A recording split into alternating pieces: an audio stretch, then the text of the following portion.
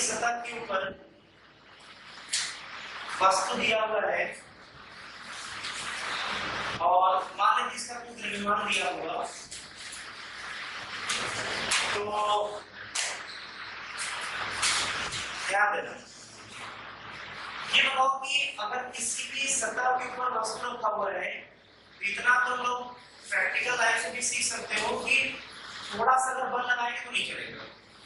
मतलब नॉर्मली किसी पर भी जब टेबल ये थोड़ा सा बल लगाओ तो चलेगा, तो तुम्हें ऐसा लगता होगा कि इस पर एक ऐसा न्यूनतम बल होगा अगर जिससे कम बल लगाएंगे तो नहीं चलेगा।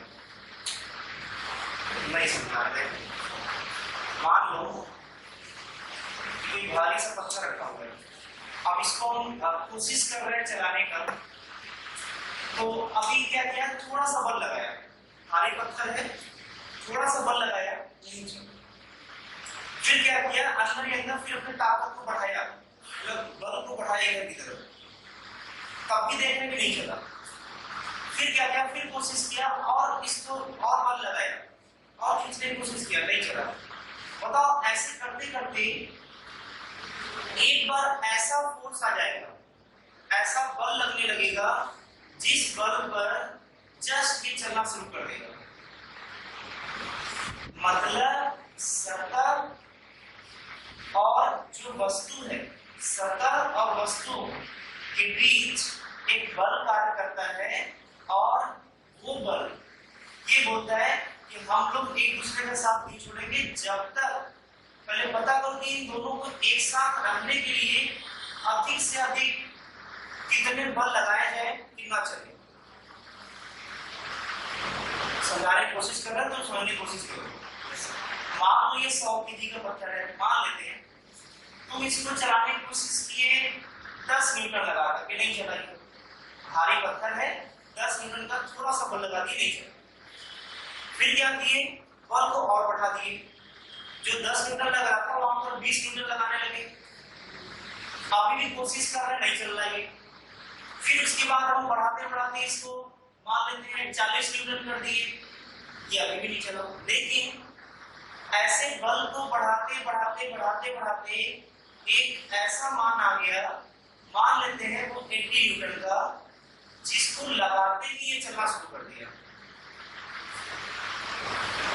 इतना तो सोच सकते हो कि हर वस्तु को किसी सतह के ऊपर जो रखा हुआ है उसको चलाने के लिए न्यूनतम कोई ना कोई बल चाहिए, अगर उससे कम बल लगाए तो चलेगा नहीं।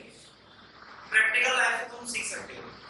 तो मान लेते हैं कि 100 kg के पत्थर को हम 80 न्यूटन के बल से जब खींचना शुरू किए तब जाकर के चलना शुरू किया। इसका मतलब ये हुआ, मान लेते हैं 80 न्यूटन पर वस्तु चलना प्रारंभ करता है।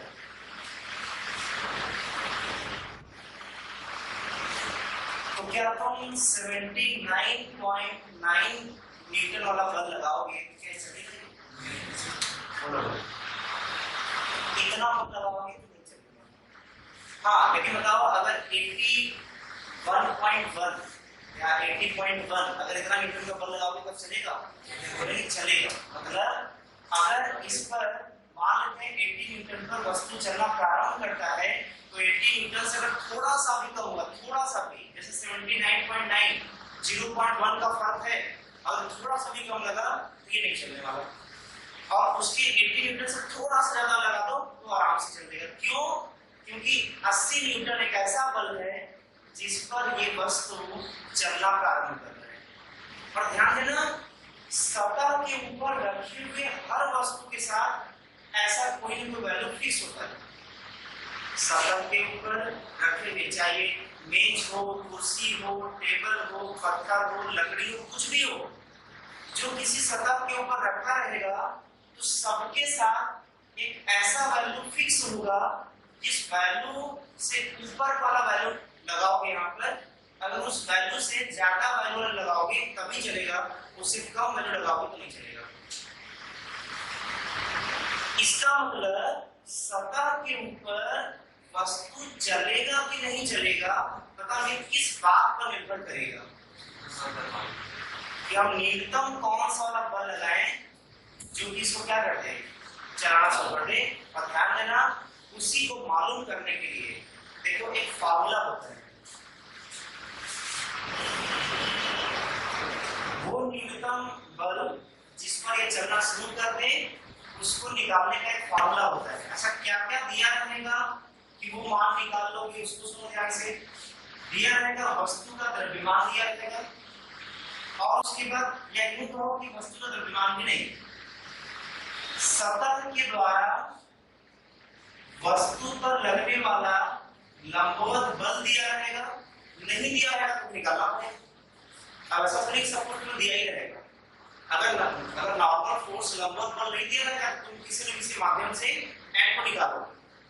तो एक तो तुम्हें n मालूम होना चाहिए, और दूसरा सतह और वस्तु के बीच एक वैल्यू होता है म्यू, और इसको नाम देते हैं फ्रिक्शन कोएफिशिएंट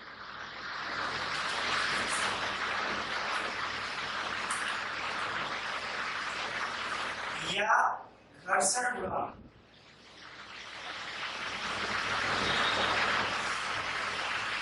फ्रिक्शन कोएफिशिएंट या क्या नाम देते हैं, घर्षण गुणांक नाम देते हैं। और ये तुम्हें दिया रहेगा क्वेश्चन में, म्यू दिया रहेगा। जो भी क्वेश्चन तुम हल करोगे म्यू दिया रहेगा। और खास बात, नॉर्मल नहीं दे सकता है, दे भी सकता है। दे देगा वो ठीक ठीक, नहीं देगा तो तुम्हें न्यूटन्स लॉ में जो नॉर्मल फोर्स निकलवाना बता रहे थे, तुम उसके सहायता से नॉर्मल फोर्स मतलब n निकालोगे। अब सुनना ध्यान से, यहाँ पर अभी इसको मीएस नाम दे देते हैं, ये s एक और नाम आएगा म्यू की। इन दोनों में क्या फर्क है, थोड़ा आगे बढ़ेंगे तब बताएंगे दोनों क्या फर्क है। फिलहाल अभी इसको क्या मान के चल रहे हैं, म्यू एस। और जैसे यहाँ पर म्यू एस रखोगे तो स्टैटिक फ्रिक्शन कोएफिशिएंट आ जाएगा।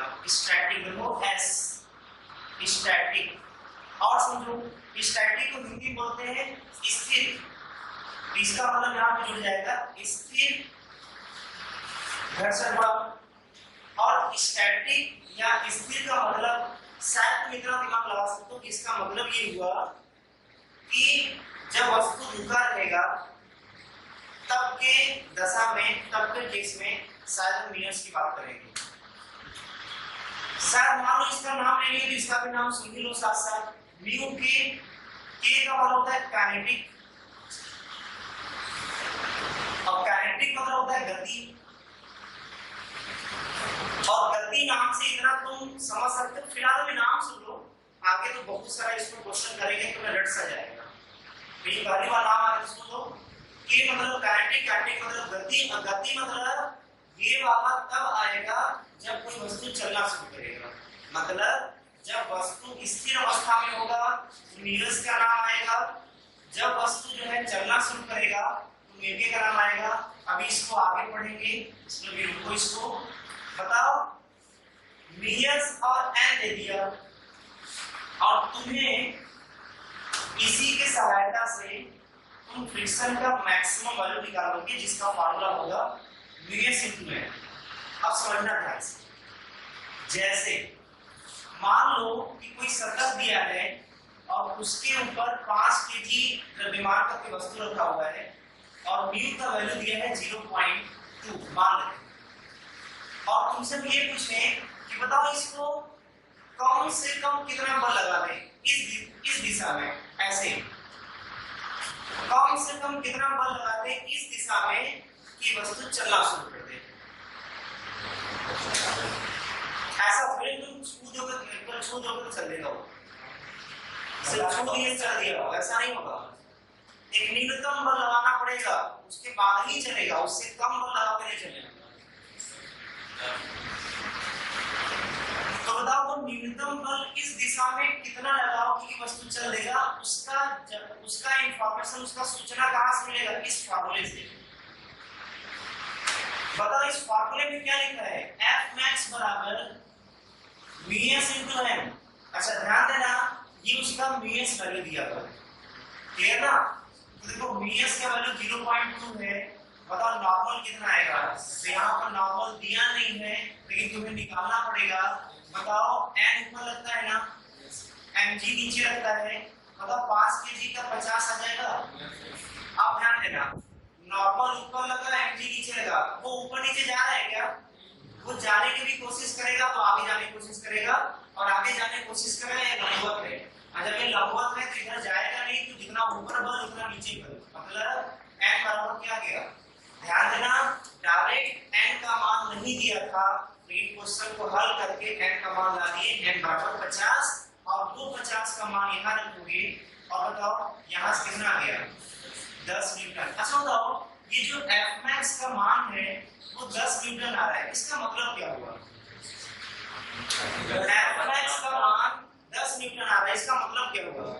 इसका मतलब हुआ कि इस वस्तु पर कम से कम 10 न्यूटन का बल लगाओगे तभी ये चलेगा। जहां गलती से 9.9 न्यूटन लगा, नहीं चलेगा।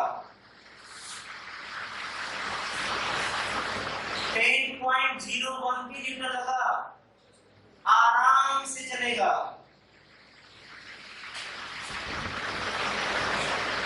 इस पर चलना शुरू करेगा। समझे कि नहीं? तो बताओ, इस फॉर्मूले का मतलब समझ गए?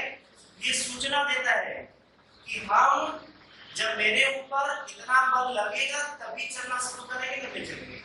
बस में नहीं, तो तुम सिस्टमैटिक ऐसे इसको लिखोगे, इसको समझ लो। ये तो तुम वीडियो से भी रिवीजन कर सकते हो, इसमें कुछ लिखना नहीं है, ये ना।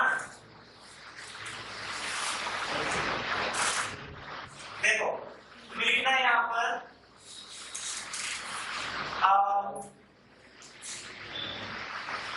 स्थिर घर्षण का अधिकतम मान।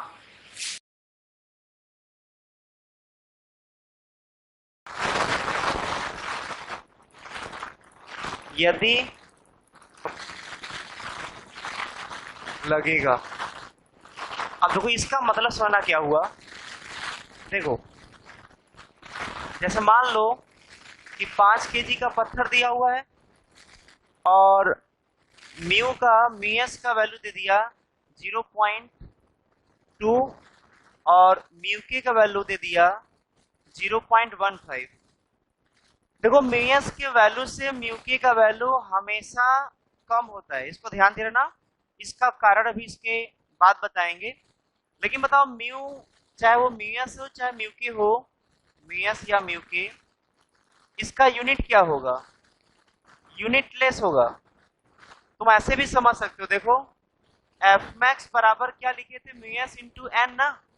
बताओ इसका यूनिट क्या होगा? न्यूटन। और इसका यूनिट क्या होगा? न्यूटन। बताओ न्यूटन न्यूटन को अगर कंपेयर कर लोगे, वो तो कंपेयर हो गया, तो ये क्या हो जाएगा? बिना यूनिट का।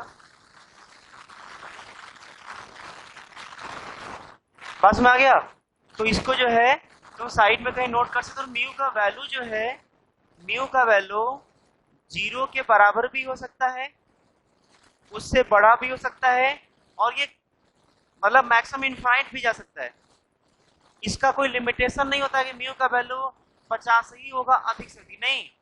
ये म्यू का वैल्यू कुछ भी हो सकता है, 0 से बड़ा होगा, लेकिन माइनस कभी नहीं होगा। म्यू का मान जो है हमेशा, देखो म्यू का मान अगर 0 हो गया तो सतह, जैसा हम लोग अभी इसके पिछले चैप्टर में न्यूटन लॉ में पढ़ रहे थे, तो न्यूटन लॉ में म्यू का मान 0 था, ध्यान दे रहना। अब वैसे नॉर्मली तुम ध्यान दे रहना, म्यू का मान जो है 0 से बड़ा, इनफाइनाइट से कम, कुछ भी हो सकता है, लेकिन कभी माइनस नहीं हो सकता। तो कहीं कॉपी में जो है इन दोनों पॉइंट को नोट कर लो। म्यू जो है वो बिना यूनिट का होगा, वो एक प्रकार का दो बल का अनुपात बताता है, और उसका वैल्यू 0 से बड़ा, इनफाइनाइट से कम, लेकिन माइनस कभी नहीं होगा। ये म्यू के बारे में थोड़ा बहुत जानकारी रख लो, कॉपी में लिख लो।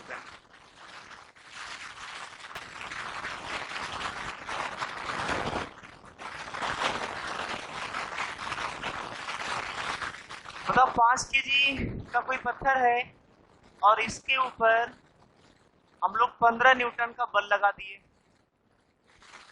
अगर हम तुमसे ये पूछे कि बताओ इसके बीच घर्षण लगेगा, लगेगा तो कौन सा वाला घर्षण लगेगा, चलने वाला घर्षण लगेगा कि रुकने वाला घर्षण लगेगा?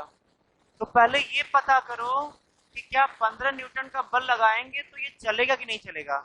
अच्छा बताओ ये चलेगा कि नहीं चलेगा, ये किस बात पर निर्भर करता है? वस्तु का मतलब चलेगा या नहीं चलेगा, उसके लिए सबसे पहले तुम्हारा पहला काम होना चाहिए, ये आगे कई सारा क्वेश्चन कराएंगे, उसमें सबसे पहला काम करेंगे इनके बीच का सीमांत घर्षण मालूम करने का, मैक्सिमम फ्रिक्शन फोर्स मालूम करने का सबसे पहला काम। बताओ सीमांत घर्षण या मैक्सिमम स्टैटिक फ्रिक्शन फोर्स, उसी को बोलते हैं मैक्सिमम स्टैटिक फ्रिक्शन फोर्स। बताओ वो क्या होगा, मीएस इंटू एन। बताओ पिछले क्वेश्चन में कितना आया था, 10 आया था। अब सुनना ध्यान से, वस्तु का चलना या न चलना, सीमांत घर्षण, सीमांत घर्षण जिसको बोलते हैं मैक्सिमम स्टैटिक फ्रिक्शन फोर्स, और बाहरी बल मतलब ये के मान पर निर्भर करेगा। यदि सीमांत घर्षण ज्यादा हो किससे, बाहरी बल से, बताओ क्या ये ज्यादा है कि ये ज्यादा है? तो ध्यान देना ये वाला दशा इसके साथ नहीं है, ये वाला केस है। देखो सीमांत घर्षण क्या है 10 और बाहरी बल है 15, तो देखो 10 से ज्यादा 15 है, तो 10 से ज्यादा 15 होगा तो क्या लिखा हुआ है, वस्तु चलेगा। और जब वस्तु चलेगा, और जब वस्तु चलेगा तब गतिज घर्षण लगेगा। इसका मतलब ध्यान देना यहाँ पर केस है कि गतिज घर्षण लगेगा, क्योंकि एफ मैक्स क्या है, कम किससे, एफ एक्सटर्नल, एफ एक्सटर्नल मतलब बाहरी, बाहरी बल से कम है, तो वस्तु चलेगा, चलेगा तो लगेगा, तो वस्तु चलेगा और चलेगा तो लगेगा। याद कर लेना म्यू के इंटू एन क्या लगेगा, एफ के बराबर म्यू के इंटू एन। मतलब एक जैसे गाना याद करते हैं ना, वैसे इसको याद कर जाओ, चलेगा तो लगेगा, ये वाला पॉइंट इसको याद कर जाना, चलेगा तो लगेगा। अब क्या लगेगा वो मत भूल जाना एग्जाम में, चलेगा तो लगेगा क्या, फिर उसके तुरंत बाद बोलोगे म्यू के इंटू एन, चलेगा तो लगेगा, क्या बताओ, म्यू के इंटू एन। पता यहाँ चलेगा नहीं चलेगा, पता यहाँ चलेगा नहीं चलेगा, चलेगा तो लगेगा, पता क्या लगेगा, म्यू के इंटू एन। देखो इसके बाद लिखोगे, इसके बाद तब घर्षण बल बराबर होगा म्यू के इंटू एन। म्यू के का मान बताओ 0.1 और एन का मान 0.15 गुणे एन का मान कितना आया, 7.5 आ रहा है क्या, ये घर्षण बल लगेगा। अभी सिर्फ तुम्हें बेसिक चीजें बता रहे हैं, ये सब बेसिक चीजें हैं कि कब हमें सीमांत घर्षण का यूज करना है और कब हमें जो है गतिज घर्षण का यूज करना है। बात समझ में आया कि नहीं? यहाँ पर कौन सा घर्षण बल लगेगा, गतिज या स्थिर वाला घर्षण, गतिज वाला। तो ये पूरा एक एक करके सिस्टमैटिक नोट कर लो, यहाँ से शुरू करो,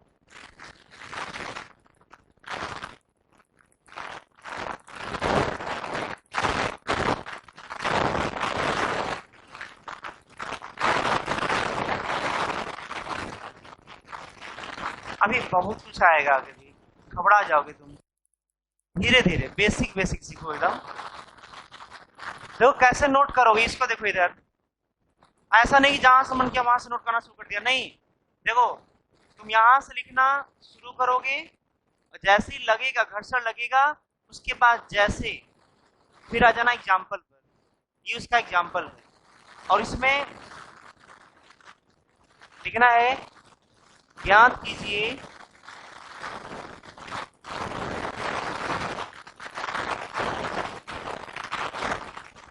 किस प्रकार का घर्षण बल लगेगा।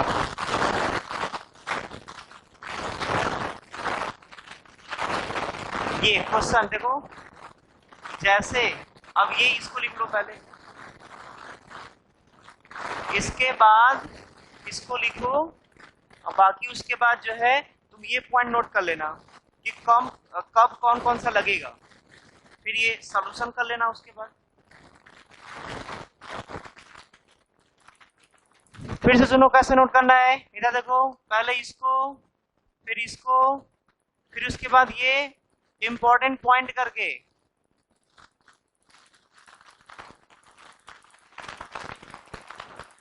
इंपॉर्टेंट पॉइंट करके फिर इसको लिखोगे, फिर उसका सॉल्यूशन लिखोगे।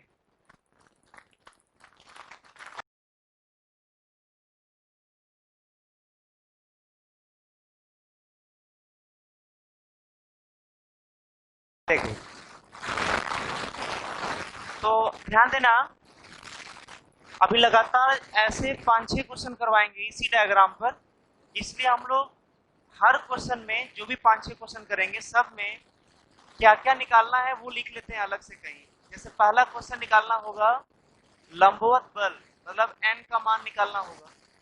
फिर उसके बाद दूसरा कि कौन सा था, घर्षण बल। अपना कुछ बातें मत जोड़ो उसमें ना, क्वेश्चन को ध्यान से पढ़ लो क्या क्या पूछ रहा है, उसके हिसाब से जवाब देना। उसके बाद सतह के द्वारा वस्तु पर लगने वाला बल, बताओ वो कितना हो जाएगा, वो मान लो F है, ये पूछ रहा है। चौथा बताओ, त्वरण पूछ रहा है, वस्तु का त्वरण पूछ रहा है। ये 4 क्वेश्चन, तो जो भी 5-6 क्वेश्चन इस टाइप कराएंगे सब में ये चारों क्वेश्चन कॉमन होगा। अब देखो, तुम डायग्राम देख रहे हो ध्यान से, क्वेश्चन में क्या क्या दिया है। क्वेश्चन में दिया है एक सतह है, सतह के ऊपर 2 kg का द्रव्यमान रखा हुआ है, उसका म्यूएस और म्यू के दिया हुआ है। अब ध्यान देना, तो ये बताओ पहला क्वेश्चन क्या पूछ रहा है, नॉर्मल फोर्स। तो हम लोग अपने नियम को बदलेंगे नहीं, जो न्यूटन लॉ में सीखे थे। बताओ, न्यूटन लॉ में ये सीखे थे कि सबसे पहला काम किया करो एफबीडी बनाने वाला, 2 kg का 20 नीचे, नॉर्मल फोर्स ऊपर। साथ ये ऊपर नीचे तो नहीं जाएगा, अपने आप तो उड़ना शुरू करेगा नहीं, मान लो इसे मारकर रख दिया, ये अपने आप ऊपर चलना शुरू कर दिया, ऐसा तो होगा नहीं। इसका मतलब ये है कि ये ऊपर नीचे तो नहीं जाने वाला, मतलब n का मान क्या हो जाएगा 20, जितना ऊपर बल उतना नीचे बल। अब बताओ कि घर्षण बल कितना होगा, तो n का मान आ गया 20। बताओ घर्षण बल बराबर क्या होता है, क्या तुम ये सोच रहे हो क्या फ्रिक्शन का मान कितना होता है, क्या तुम ये सोच रहे हो क्या कि इसके ऊपर लगने वाला फ्रिक्शन ये होगा। पता म्यूएस का मान कितना होगा 0.1, आराम आराम से रख दिया। एन का मान 20, आराम आराम से आ गया 2 न्यूटन। ऐसा सोच रहे हो क्या, गलत सोच रहे हो, क्लियर ना। ध्यान देना, यहाँ पर जो तुम फॉर्मूला जो म्यूएस इंटू एन लगा रहे हो, ये वस्तु के ऊपर लगने वाला घर्षण बल नहीं होता है, बल्कि म्यूएस इंटू एन के बारे में अच्छे से समझो। इस क्वेश्चन पहले तुम्हें 2-3 पॉइंट सीखने के लिए मिलेगा, अगर तुम कुछ गलती किए होगे तो ध्यान देना। म्यूएस इंटू एन ये फ्रिक्शन फोर्स का मान नहीं होता है, ये घर्षण बल नहीं होता है, ये सीमांत घर्षण होता है। ये सही है। और सीमांत घर्षण सिर्फ, और सुनो ध्यान देना, सीमांत घर्षण जो एफ मैक्स होता है वो घर्षण हमेशा वस्तु के ऊपर लगता नहीं, वो सिर्फ ये बताता है कि वस्तु चलेगा या नहीं चलेगा। अच्छा ये भी बता दो कि वस्तु चलेगा नहीं चलेगा, ये कैसे क्लियर करते हैं, तो फिर से दोबारा हम बता दे रहे हैं। ये अगर मालूम करना है कि वस्तु चलेगा कि नहीं चलेगा, तो हम लोग पहले देखते हैं बाहरी बल कितना लग रहा है। और जो बाहरी बल होगा अगर वो कम हो गया सीमांत घर्षण से, अगर ये कम हो गया, बाहरी बल कम हो गया, खींचने वाला कम हो गया, सीमांत घर्षण ज्यादा है, तो नहीं चलेगा। अब बाहरी बल ज्यादा हो गया, बाहरी बल ज्यादा हो गया और सीमांत घर्षण कम हो गया तो चलेगा। मतलब दिमाग में बैठा लो, ये वाला मान सिर्फ तुम्हें सूचना देगा, लगता नहीं है। म्यूएस इंटू एन कभी भी घर्षण बल ये वाला कभी वस्तु पर लगेगा नहीं, सिर्फ सूचना देगा कि चलेगा कि नहीं चलेगा। और उसी सूचना के आधार पर, उसी इंफॉर्मेशन के आधार पर हम दो निर्णय लेते हैं। कौन कौन सा? पहला, यदि चला, यदि चला मतलब चलेगा तो लगेगा। अब आ जाओ उसी डर्रे पर, क्या बोले थे? चलेगा तो लगेगा क्या? म्यू के इंटू एन। और नहीं चला तब क्या होगा उसको सुनना। बताओ, म्यू के इंटू एन लगता है जब वो चलता है, लेकिन क्या ये भी लगता है क्या? ये तो लगेगा, जब चलना शुरू कर देगा लग जाएगा। ये लगेगा, तुम दिखाओगे उसके ऊपर कि इस दिशा में लग रहा है, इस दिशा में लग रहा है। लेकिन बताओ ये भी लगता हो तुम्हें दिखेगा? तो बोलेंगे नहीं, ये सिर्फ सूचना देगा। इन दोनों में अंतर अच्छे से समझ लो। ये सिर्फ तुम्हें सूचना देगा कि चलेगा कि नहीं चलेगा, लेकिन ये लगेगा जब चलना शुरू करेगा। तो अब ध्यान देना, बताओ वस्तु के ऊपर बाहरी बल कितना लग रहा है? जब कुछ दिया ही नहीं है तो इसके ऊपर बाहरी बल क्या हो जाएगा? एक्सटर्नल फोर्स, वो हो जाएगा 0। अब ये बताओ कि बाहरी बल 0 है और सीमांत घर्षण 2 है, तो देख लो बाहरी बल कम हो गया तो नहीं चलेगा। अब ध्यान देना, अगर नहीं चलेगा तो घर्षण बल कितना लगेगा? अब ये कैसे मालूम करोगे? घर्षण बल,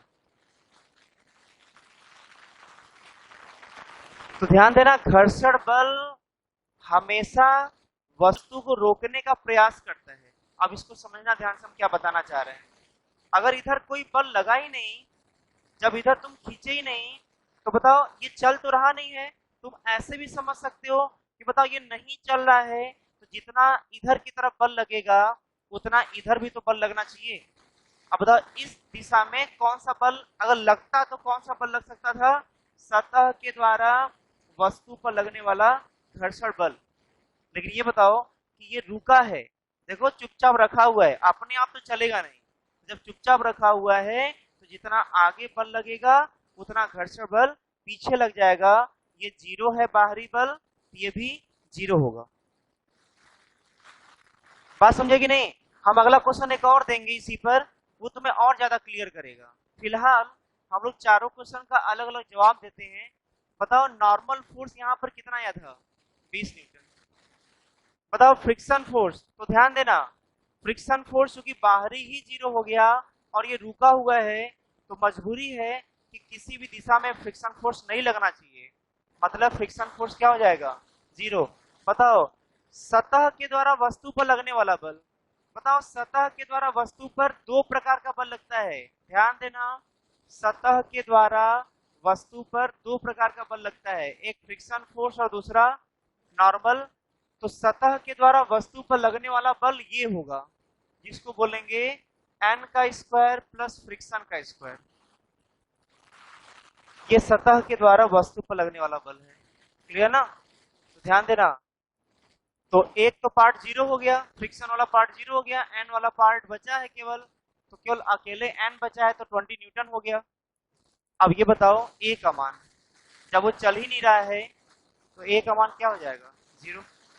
तो इसको ध्यान दे रहना। इस क्वेश्चन से तुम्हें ये सिखाना चाह रहे थे कि सीमांत घर्षण सिर्फ तुम्हें सूचना देगा कि चलेगा कि नहीं चलेगा, लेकिन चलेगा तो ये लग जाएगा। इसको नोट कर लो, अगला दे रहा है वो तुम्हें और सिखाएगा।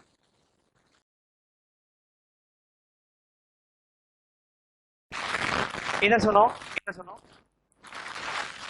अच्छा ये बताओ, सबसे पहले हम ये चेक कर लेते हैं कि चलेगा नहीं चलेगा। क्लियर ना?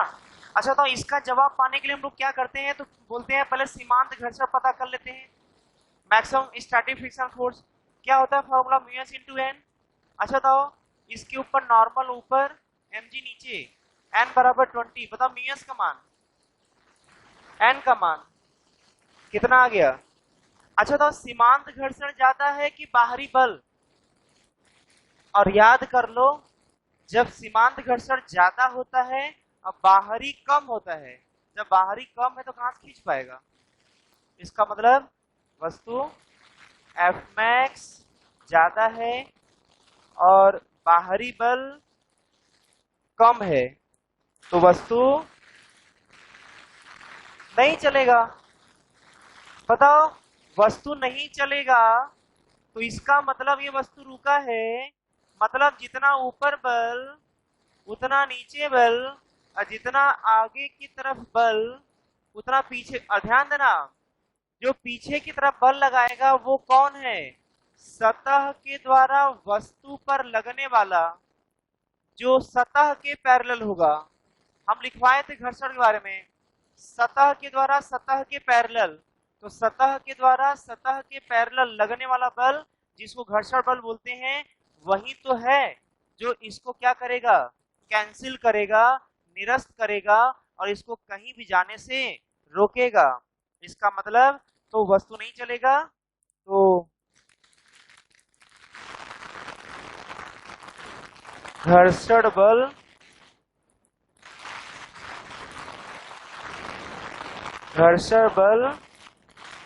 बाहरी के बराबर, देखो इधर इधर देखो जी, इधर देखो, इधर देखो, इधर देखो, बाहरी के बराबर डायरेक्शन में अपोजिट।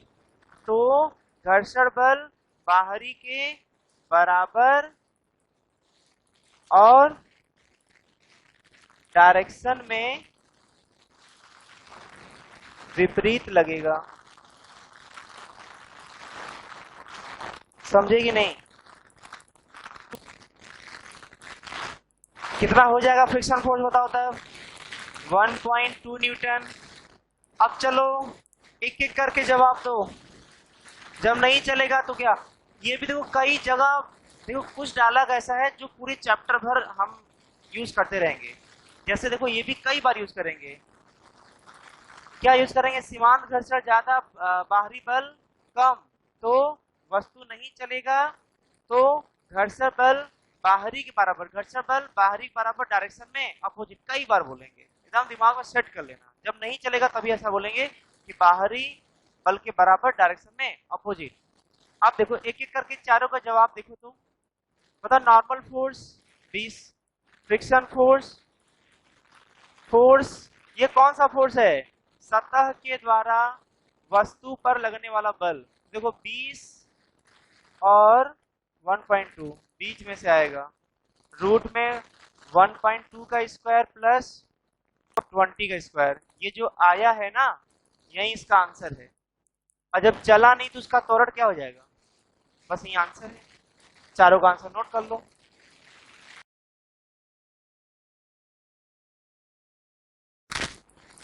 देखो अगला है 2 kg का द्रव्यमान दिया हुआ है 0.1, 0.09, बाहरी बल दिया है 1.9 न्यूटन।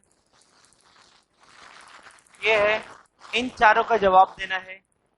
तो शायद अब तो साथ साथ कर सकते हो इसमें। तो अब बैठे बैठे देखो, अगर यहाँ पर तुमसे फ्रिक्शन, ये इन चारों का जवाब पूछना हो तो नॉर्मल फोर्स तो यहाँ भी कोई दिक्कत नहीं है, भी सही आएगा। बताओ फ्रिक्शन फोर्स का अधिकतम वैल्यू मीएस इंटू एन के हिसाब से पिछले क्वेश्चन में जैसे हल किए थे 2 न्यूटन आएगा। बताओ कितना है? 2। बताओ बाहरी बल कितना है? बाहरी बल 1.9। तो ये ज्यादा है बाहरी बल से, 1.9 से। तो चलेगा? जब बाहरी बल उतना है ही नहीं तो कहां से चला पाएगा? तो त्वरण क्या हो जाएगा? त्वरण 0। और घर्षण बल तो बताओ बाहरी के बराबर। तो बाहरी है कितना? 1.9। दिशा में विपरीत, तो इसका दिशा है किधर? इधर।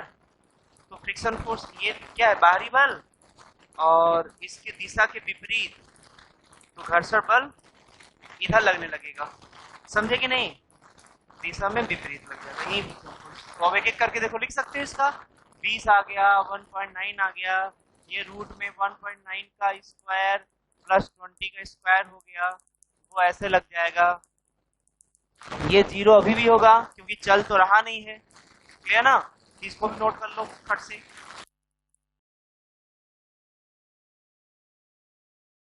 सुनना ध्यान से, देखो बताओ यहाँ पर अगर इसका एफडी बनाएंगे तो n ऊपर 20 नीचे, और चूंकि ऊपर नीचे नहीं चल रहा है तो n बराबर 20।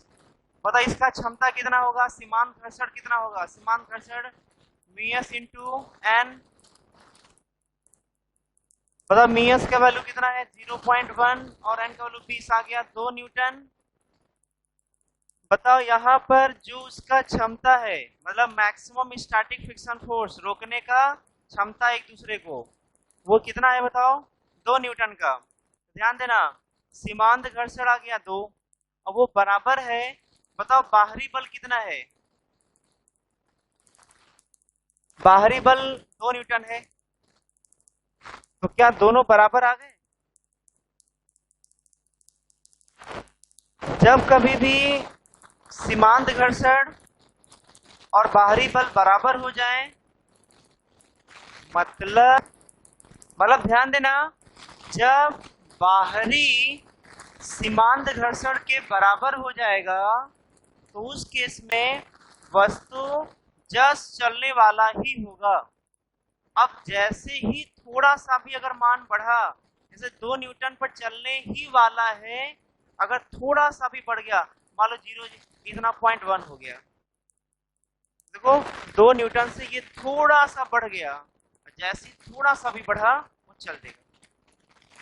तो इस पर तुम्हारा जवाब क्या मिलेगा, जब बाहरी बल और सीमांत घर्षण अगर बराबर हो गए तो तुम्हारा जवाब क्या होगा कि वस्तु जस्ट चलने ही वाला है, लेकिन चलने वाला है लेकिन चला नहीं है। अब ध्यान देना, ये बताओ कि जब जस्ट चलने वाला है तो इसका मतलब ये हुआ कि नॉर्मल फोर्स का जवाब देना हुआ तो पुराने क्वेश्चन की तरह है 20 रहेगा, ये 2 हो जाएगा। ये वाला ध्यान देना, इसको देखो ध्यान से, इसमें एक और नया पॉइंट हम बताएंगे, इसमें ध्यान सुनना। यहाँ पर जो बाहरी एक्सटर्नल मतलब बाहरी बल जो लगा था 2 न्यूटन, और जो यहाँ पर एफ मैक्स आया था, अच्छा तो एफ मैक्स किधर लगेगा, बाहरी बल के विपरीत दिशा में, क्योंकि उसको इसको फिसलने से रोकेगा, तो वो लग जाएगा इधर की तरफ।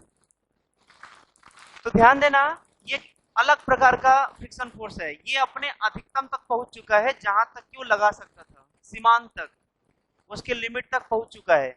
और उस केस में ध्यान देना अगर इसको निकालना हुआ तब तो नॉर्मल है ऐसे, और ये ऐसे दिया हुआ है, ये कितना था बताओ 20 था और ये था 2, ये आ जाएगा रूट में 2 का स्क्वायर प्लस 20 का स्क्वायर।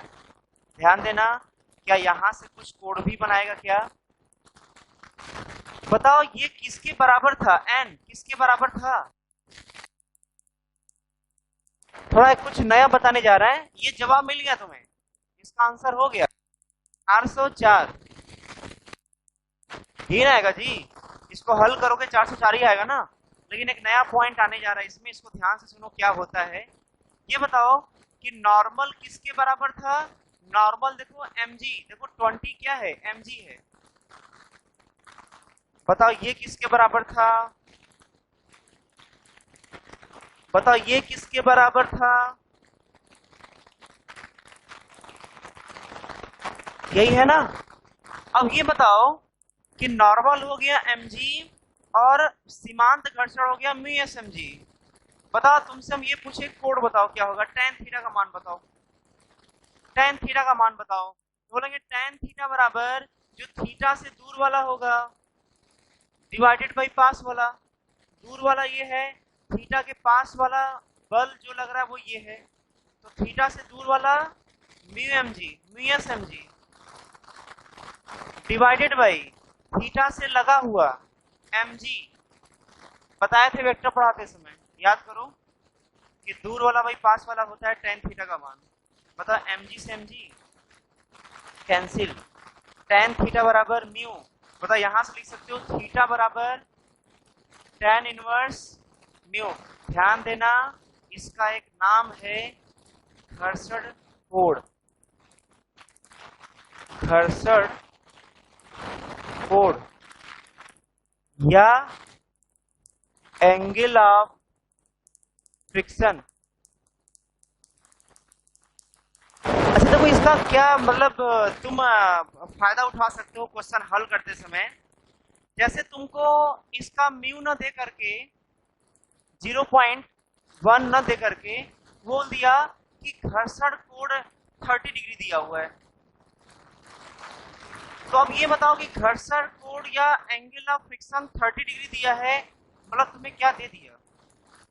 ध्यान देना अगर एंगल ऑफ फ्रिक्शन या घर्षण कोण 30 डिग्री दे दिया, मतलब थीटा बराबर क्या आया था tan इनवर्स म्यू, और ये 30 डिग्री है, ये tan इनवर्स म्यू, और tan इनवर्स को इस तरफ लेते आओ तो tan 30, और ध्यान देना tan 30 इक्वल टू म्यू।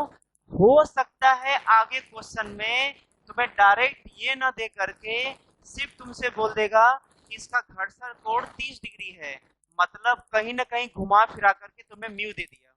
जो यहाँ नहीं दिया था ना, तुम्हें घर्षण कोण दे करके कहीं ना कहीं तुम्हें क्या दे दिया, ये तुम्हें परखना पड़ेगा क्वेश्चन को देख करके। तो म्यू एस वैल्यू कितना आ गया, समझे कि नहीं। तो ऐसा हो सकता है कभी क्वेश्चन में आगे, तो तुम जानते रहोगे कि घर्षण कोण क्या होता है, तभी तो क्वेश्चन हल कर पाओगे। इसलिए ध्यान देना ये वाला पार्ट इस क्वेश्चन के सॉल्यूशन का पार्ट नहीं है, ये हम अलग से बताए हैं तुम्हें यहाँ पर, इसलिए इसको कॉपी में तुम अलग से ही नोट करना। ये वाला पार्ट तुम क्वेश्चन में कॉपी में अलग से नोट करना, जो इसी के माध्यम से बता दिए हैं। त्वरण क्या लिखोगे, त्वरण जब चलने वाला है, चला तो नहीं ना, 0 हो गया।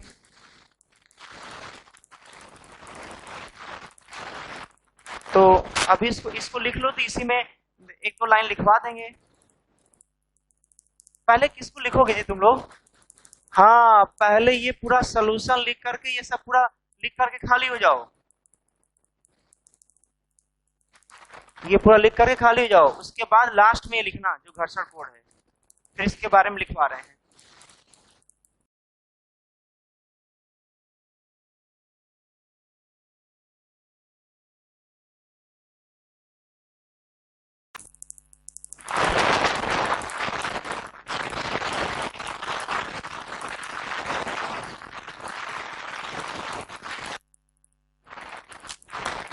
इधर देखना, देखो ये बताओ कि सबसे पहला काम क्या होता है, इसके ऊपर लगने वाला जितना भी बल है उसको दिखाओ पहले।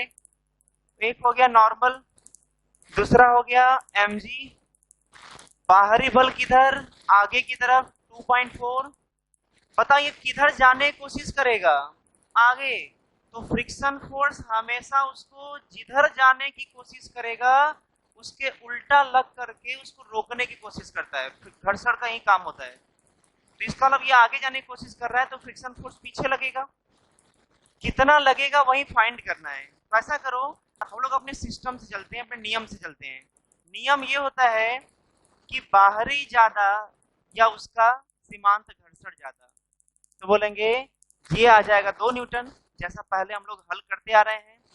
ये बताओ, तो सीमांत घर्षण कम हो गया, बाहरी बल ज्यादा हो गया। अब ये बताओ कि बल ज्यादा तो उसको लेते जाएगा ना, जब बाहरी बल क्या हो जाएगा ज्यादा, उसको लेते जाएगा, उसको मतलब चला देगा। तो बताओ यहाँ पर क्या लिखेंगे, बताओ तो बोल, तब बताओ क्या लगेगा, एफ के काइनेटिक फ्रिक्शन या गतिज घर्षण क्या होता है, म्यू के इंटू म्यू के कितना, एन कितना 20 आ गया 1 पॉइंट। बताओ 1.8 का गतिज फ्रिक्शन किधर लगेगा, तो बोलेंगे जिधर वो चलेगा उसके उल्टा लगेगा, उसके विपरीत लगेगा। मतलब कितना आ गया 1.8 न्यूटन का इधर लग गया बल। अब ये बताओ कि इस दिशा में कितने बल, दो, एक 2.4 दूसरा 1.8। बताओ इन दोनों में ज्यादा ये है। अब आ जाओ अपने न्यूटन लॉ वाले नियम पर, जिधर का बल ज्यादा उधर त्वरण होगा, और ज्यादा माइनस कम कर लो तो 2.4 माइनस 1.8 ये आ गया F, और F बराबर m इंटू ए, ये कितना 0.6, तो A बराबर। अब ये बताओ कि नॉर्मल फोर्स कितना आया था 20, फ्रिक्शन फोर्स कितना आया,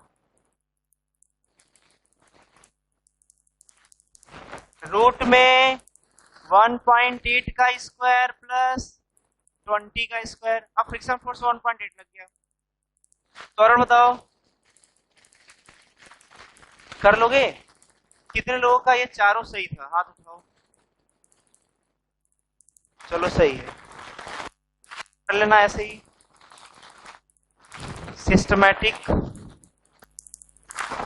चलो सही है। अब इसमें जो है लास्ट ये है, इसको साथ में ही चलो हल कर लेते हैं। 3 न्यूटन का बल दिया हुआ है, तो बताओ यहाँ पर क्या लिखेंगे। तो सबसे पहला काम FBD बनाएंगे, FBD ऐसा ही बनेगा, यहाँ पर 3 न्यूटन का बल हो जाएगा। फिर उसके बाद हम लोग क्या करेंगे, इसका क्षमता पता करेंगे। क्षमता 2 न्यूटन आ गया, 3 वाला ज्यादा है, मतलब बाहरी बल ज्यादा है F मैक्स से।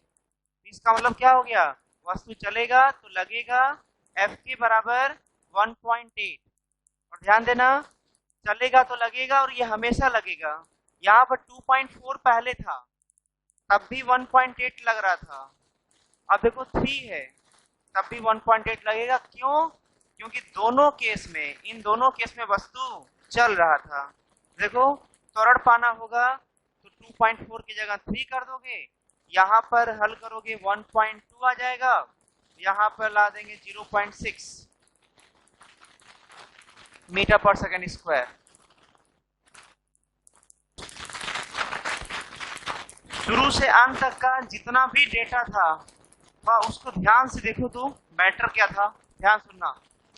यहाँ पर जैसे 2 kg का वस्तु दिया था और यहाँ पर अलग अलग बल लगाते थे, ये बाहरी बल था, तो यहाँ पर अलग अलग फ्रिक्शन फोर्स आता था, और यहाँ पर F मैक्स से ही चेक करते थे कि वो चलेगा कि नहीं चलेगा। तो बताओ क्या क्या आया था, ध्यान सुनना। यहाँ पर लिख देते हैं एक्सटर्नल मतलब बाहरी बल, और यहाँ पर लिख देते हैं फ्रिक्शन फोर्स। बाहरी बल एकदम शुरुआत में चुपचाप रखा हुआ था वस्तु, और उसमें बाहरी बल कुछ नहीं लग रहा था, 0 था, तो फ्रिक्शन फोर्स भी क्या आया था, 0 आया था। जब इसका वैल्यू बढ़ा करके 1.2 किया गया था, तो ध्यान देना उस केस में भी शायद तुम्हें आंसर मालूम होगा, फ्रिक्शन फोर्स भी 1.2 आया था। फिर 1.9 लिए थे, 1.9 आया था। जब यहाँ पर 2 लिए थे एक्सटर्नल फोर्स, तो फ्रिक्शन फोर्स भी 2 आया था। उसके बाद 2.4 लिए थे, 1.8 आया था, और जब 3 लिए थे तब भी 1.8 आया था। ध्यान देना यही एक ऐसा बाउंड्री है। बताओ ये खासियत इसका क्या है, इसका खास बात ये है कि यहाँ पर बाहरी वाला उसके मैक्सिमम फ्रिक्शन फोर्स के बराबर था। तो क्या ये कह सकते हैं क्या कि जब, देखो ये तो एक तरह से एग्जाम्पल था, लेकिन उसका एक जनरल केस बनाने जा रहे हैं, जनरल केस जो हर जगह हर क्वेश्चन में लगेगा। क्या देखो ध्यान से, जब बाहरी बल कम होगा किससे, उसके क्षमता वाले से। एक मिनट, बाहरी बल क्या होगा, कम होगा किससे, जो उसका सीमांत घर्षण था। याद करो हम शुरू में भी लिखवा चुके हैं कि जब ऐसा होगा तो वस्तु नहीं चलेगा, नहीं चलेगा। तो ध्यान देना फ्रिक्शन फोर्स बाहरी बल मतलब F एक्सटर्नल बराबर क्या? Friction force. बोलो, अब बताओ कि एक्सटर्नल फोर्स बराबर फ्रिक्शन फोर्स, बाहरी बल बराबर फ्रिक्शन फोर्स, लेकिन बताओ ये कौन सा वाला केस है? बोलेंगे यहां पर जो बाहरी बल है वो ज्यादा है उसके सीमांत घर्षण से, तो वस्तु चलेगा। जब वस्तु चलेगा तो यहाँ पर कोई फ्रिक्शन फोर्स जो लगेगा वो फिक्स लगेगा, वो कौन होगा? काइनेटिक फ्रिक्शन, और वो बराबर हो जाएगा कांस्टेंट म्यू के इंटू एन के। दोनों में केस देखना, ध्यान देना। जब ये वाला केस है तो फ्रिक्शन फोर्स बदलने वाला है, देख लो, बाहरी बल बदल रहा है तो फ्रिक्शन फोर्स भी बदल रहा है, लेकिन जैसे इस बाउंड्री के इस पर आ गए, देखो बाहरी बल बढ़ रहा है अभी भी, लेकिन देखो इसके सामने फ्रिक्शन फोर्स ना घटेगा ना बढ़ेगा। दोनों केस को तुम्हारे सामने सब है, तुम देख सकते हो, कंपेयर कर सकते हो। जब सीमांत घर्षण से कम होगा कौन? बाहरी बल, तो बाहरी बल कम तो चलेगा ही नहीं वो। जब बाहरी बल कम तो नहीं चलेगा, जब नहीं चलेगा तो बाहरी बल के बराबर फ्रिक्शन है, देख लो, और इस लिमिट तक बराबर रहेगा। लेकिन जैसे ही बाहरी बल ज्यादा हो गया उस केस में हम इसको बढ़ाते रहेंगे, बाहरी बल को बढ़ाते रहेंगे, लेकिन जो फ्रिक्शन है वो कभी नहीं बदलेगा, वो क्या हो जाएगा? कांस्टेंट। मतलब फ्रिक्शन फोर्स क्या हो जाएगा? कांस्टेंट। जबकि यहां पर देखो क्या होगा? बराबर। देखो यहां से कंक्लूजन क्या निकलता है, ध्यान देना। अगर हम तुमसे पूछ दे तुम ग्राफ बनाओ, ग्राफ किसके किसके बीच ग्राफ बनाना है, तो इधर दे दिया फ्रिक्शन फोर्स और इधर दे दिया बाहरी बल, इधर दे दिया फोर्स और इधर दे दिया बाहरी बल। तो बताओ कि इस ग्राफ में ध्यान देखना, y का जगह कौन लिया है? तो y बराबर यहाँ है फ्रिक्शन फोर्स। x का जगह कौन लिया है? बाहरी बल। कितना होगा बताओ? F external. बताओ एक लिमिट तक क्या ये x है और ये y है, तो क्या ये लिख सकते हैं क्या?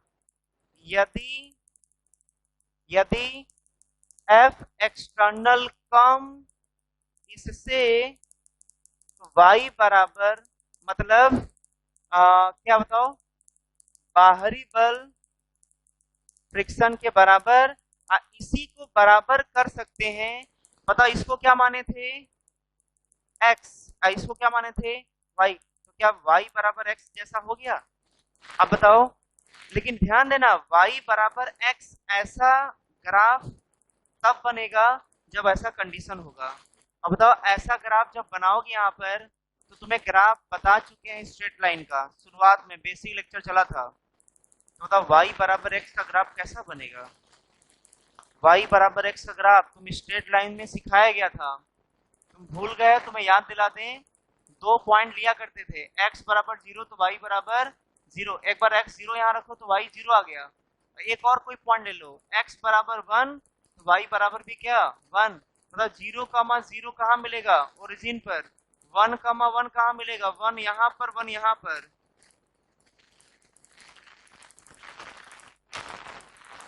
या ऐसे भी तुम देखो y बराबर mx प्लस c, पता है c क्या है? 0। c 0 मतलब ओरिजिन पर कट करेगा। m का मान कितना है? 1। देख लो यहाँ 1 लिखा, x के पहले 1 है, तो m का मान कितना? 1 प्लस 1 ना, देख लो प्लस 1, तो 90 से झुका रहेगा ऐसे। तो दो तरीका बताए थे स्ट्रेट लाइन ग्राफ को खींचने का, उसी की सहायता से हम लोग ऐसा ग्राफ यहाँ पर पा रहे हैं y बराबर x का। अच्छा बताओ y बराबर x है तो y बराबर mx, तो m का मान तुलना करो, 1 आ गया। देखो यहाँ 1 है ना, x के पहले 1 है, यहाँ पर x के पहले m है, तो इसको तुलना करो तो m का मान कितना आ गया? 1। बताओ m क्या होता है? tan theta. अब बता tan थीटा का मान 1, तो थीटा का मान कितना हो जाएगा? मतलब ध्यान देना, यहाँ पर ये जो ढाल होगा, स्लोप होगा, वो 45 डिग्री का होगा। लेकिन ध्यान देना, ये दोनों बराबर, मतलब ये दोनों बराबर कब तक होंगे? जब तक बाहरी वाला क्या होगा? कम, किससे? एफ मैक्स मतलब सीमांत घर्षण से। और ये कब तक ऐसा चलता रहेगा? उसका बाउंड्री देखो यही है, बाउंड्री जब बराबर हो जाएंगे। मतलब ये ग्राफ कब तक बनता रहेगा? जब तक ये बराबर न हो जाए। जैसे ही बराबर हो गया तो देखो यहां पर मिल जाएगा बाहरी बल एफ मैक्स के बराबर, एफ मैक्स के बराबर। अब फ्रिक्शन फोर्स तो एफ मैक्स के बराबर तो होगा ही। देखो यहां तक ग्राफ बनेगा जब तक दोनों बराबर नहीं जाते। अच्छा, उसके बाद हो क्या रहा है बताओ? बाहरी बल बढ़ाओ, अब बाहरी बल बढ़ाओ। जैसे ही बाहरी बल बढ़ गया, किससे? क्षमता से। बताओ उस केस में क्या मिल रहा है तुम्हें? काइनेटिक फ्रिक्शन, जो कि हमेशा क्या है? कांस्टेंट। अच्छा तो फ्रिक्शन कौन से वाले एक्सिस पर है? वाई एक्सिस पर। दूसरा केस देखो, यदि इसको हट करके दूसरे केस में आ जाओ, बाहरी बल ज्यादा है उसके क्षमता से, मतलब सीमांत घर्षण से, तो उस केस में ये बोल रहे हैं एफ के बराबर कांस्टेंट। बता एफ के कहाँ है? वाई पर, वाई बराबर कांस्टेंट। बताओ वाई का कांस्टेंट का ग्राफ क्या होता है? वाई बराबर कांस्टेंट एक्स एक्सिस के पैरेलल होता है, याद करो। अरे वाई बराबर कांस्टेंट, इसका ग्राफ कैसा होता है? वाई कांस्टेंट का ग्राफ एक्स एक्सिस के पैरेलल होता है। बता चुके हैं ग्राफ में, याद करना उसको। तो ध्यान देना। एक बात और, ये एक्स के पैरेलल है, इसका मान कितना है? म्यू के इंटू एन। अब सुनना ध्यान से, एक है उसका सीमांत घर्षण जो क्या होता है? म्यू एस इंटू एन होता है। एक होता है गतिज घर्षण, वो म्यू के इंटू एन होता है। शुरुआत में हम ये बोले थे कि म्यू एस हमेशा ज्यादा होता है म्यू के से। इसका रीजन हम आगे बताएंगे, कभी बेसिक चीज जब बताएंगे तब। लेकिन फिलहाल अभी दिमाग में ये बैठा लो कि म्यू के ज्यादा होता है, म्यू एस ज्यादा होता है म्यू के से। अब तुम खुद सोचो कि म्यू एस ज्यादा होगा म्यू के कम होगा, तो बता इन दोनों में कौन ज्यादा कौन कम होगा? तो बोलोगे जब म्यू एस ज्यादा है तो ये ज्यादा हो जाएगा, ये कम हो जाएगा, क्योंकि म्यू के कम है। तो ये कम, ये ज्यादा, मतलब एफ मैक्स क्या होगा? ज्यादा, और एफ के क्या होगा? कम। एफ के ही कहां पर है? वाई एक्सिस पर। मतलब ये जो वाई कांस्टेंट है वो एफ के या वो वाई इससे कम है, ये यहाँ पर है, और इससे वो कम है एफ के वाला। अब बताओ एफ के वाला कम है, एफ के वाला कम, तो ओरिजिन के पास आ जाएगा। बोलो जी, म्यू ज्यादा, क्योंकि ये ज्यादा हो जाएगा इस वाले से। जब ये ज्यादा होगा ये कम होगा, तो देखो ये ज्यादा होगा और एफ के क्या हो जाएगा? कम। और देखो एफ के कम तो होगा, लेकिन ध्यान देना, बताओ वही जो वो एफ के, बताओ कांस्टेंट है कि नहीं? और जब कांस्टेंट है तो ये एफ के ही तो वाई पर है, वाई कांस्टेंट है, तो बताओ इसका ग्राफ कैसा हो जाएगा? ऐसा, मतलब पहले ऊपर जाएगा, फिर उससे थोड़ा सा नीचे आएगा, थोड़ा सा नीचे, फिर वहां से कांस्टेंट वाला ग्राफ बनेगा। और ये बहुत फेमस ग्राफ है, ये तुम बुक में देखोगे, एग्जाम में देखोगे, सब में आया हुआ है। ये बताओ प्रवणता, ये ढाल, ये स्लोप, ये टेंजेंट क्या होगा? 45 डिग्री का। क्लियर ना? क्या चीज? ये 45 डिग्री होगा ग्राफ। ये इंपॉर्टेंट ग्राफ है, बहुत इंपॉर्टेंट ग्राफ है, नोट कर लो, सब पूरा नोट कर लो। पहले यहां से कुछ सीखे हो, जो सीखे हो उसी का जनरल फॉर्म है वो, और जनरल करके उसका ग्राफ बना लो। अगर नहीं समझ में आया तो वीडियो को 2-3 बार देख लें, 1-2 बार नहीं, कितनी बार? 2-3 बार देख लें, बार बार हम एक ही बात बोलेंगे। क्लियर? समझ लेना ध्यान से जो है। ओके, हो गया।